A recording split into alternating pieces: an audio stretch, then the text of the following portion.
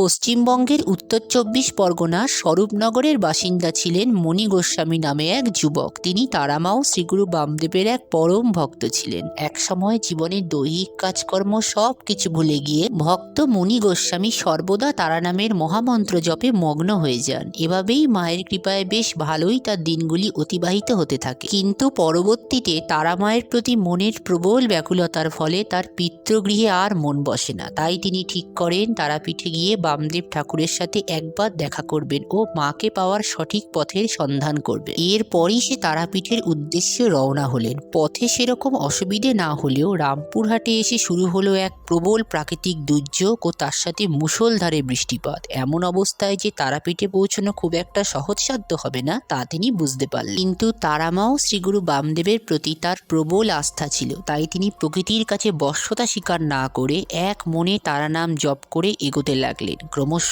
এমন একটা সময় এলো যে প্রবল বৃষ্টিপাতের ফলে দ্বারকা নদীর জল বেড়ে গিয়ে প্রায় বন্যাপ্রবণ পরিস্থিতি হলো। সেই সময়ও তিনি জোরে জোরে বলতে লাগলেন, জয় তারা, জয় গুরু বামদেব। এরপর থেকেই সে নিজেই বুঝতে পারলেন প্রবল প্রাকৃতিক দুর্যোগে সব কিছু উথাল পাতাল হলেও তার উপর বিশেষ কোনো প্রভাব পড়ছে না ও ক্রমশ তাকে যেন কোনো এক দৈব শক্তি রক্ষা করছে। এরপর এক আশ্চর্যময় অলৌকিক ব্যাপার ঘটল যখন তিনি এই মহানামের জোরে খরস্রোতা দ্বারকা নদী পার হয়ে তারাপীঠে এসে উপস্থিত হলেন। শ্রীগুরু বামদেব তখন পর্ণকুটিরে অর্ধ ধ্যানস্থ হয়ে যোগাসনে আছে। এমন সময় মণি গোস্বামী সেখানে এসে উপস্থিত হলেন ও বাবাকে ধ্যানস্থ অবস্থায় দেখে ঠাকুরকে আর ডাকতে সাহস পেলেন না। তিনি একটি প্রণাম করে বামদেবের অপেক্ষায় চুপচাপ কুটিরের এক কোণে বসে রইলেন। কিছুক্ষণ পর বাবা চোখ মেলে চেয়েই বললেন, কিরে মণি, এসেছিস? তোরই তো অপেক্ষা করছিলাম, পথে কোনো অসুবিধা হয়নি তো?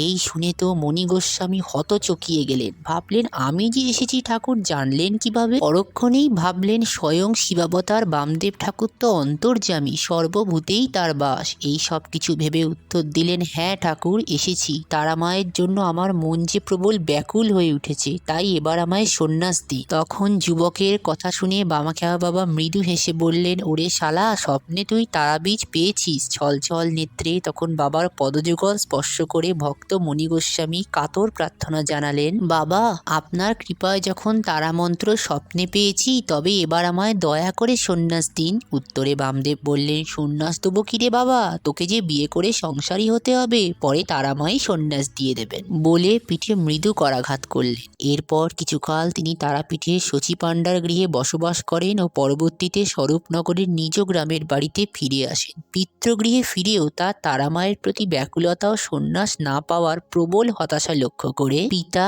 প্রভাস গোস্বামী এবং মাতা হেমাঙ্গিনী দেবী এরপর হরিপ্রিয়া দেবীর সাথে তার বিবাহ দেন। কিছুকাল অতিক্রান্ত হলে আধ্যাত্মিক উন্নতি কামনায় ভক্ত মণি গোস্বামী তার মন প্রাণ শ্মশান সাধনায় নিয়োজিত করেন এবং পরবর্তীকালে তিনি সব সাধনায় সিদ্ধি লাভও করেছিলেন। জীবনের অধিকাংশ সময় তাকে তারা মায়ের জন্য শিশুর মতন কাঁদতে দেখে বসিরহাটের মানুষজনের কাছে মণি গোস্বামী তারাখ্যাপা নামে পরিচিত হন। বাংলার 1372 সনের 12ই আষাঢ় বসিরহাট কালীমায়ের মন্দিরে তিনি ইহলোক ত্যাগ করে তারা মায়ের সাথে লীন হন। প্রিয় দর্শক বন্ধুরা, আমাদের আজকের ভিডিওটি যদি আপনাদের ভালো লাগে তবে অবশ্যই ভিডিওটিতে একটি লাইক করে সবাই বলুন, জয় তারা মা, জয় শ্রীগুরু বামদেব। পরবর্তীতে এরকমই ভিডিও সবার আগে পাওয়ার জন্য আমাদের চ্যানেলটি সাবস্ক্রাইব করে পাশে থাকা বেল বাটনটিতে অল নোটিফিকেশন অন করে দেবেন। সম্পূর্ণ ভিডিওটি দেখবার জন্য আপনাকে অসংখ্য ধন্যবাদ। তারা মা বামদেব বাবা আপনার মঙ্গল করুন।